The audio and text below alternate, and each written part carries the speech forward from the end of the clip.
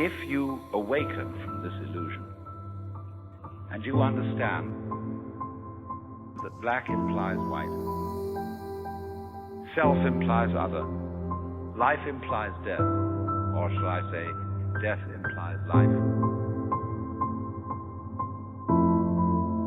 you can feel yourself not as a stranger in the world, not as something that has arrived here by fluke, but you can begin to feel your own existence as absolutely fundamental. What you are basically, deep, deep down, far, far in, is simply the fabric and structure of existence itself.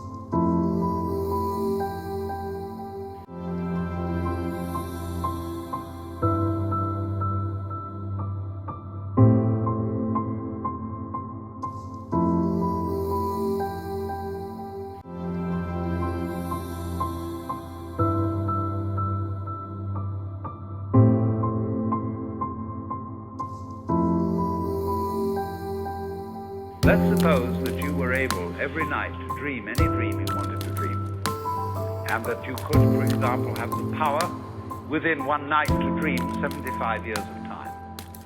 And you would naturally, as you began on this adventure of dreams, you would fulfill all your wishes. You would have every kind of pleasure.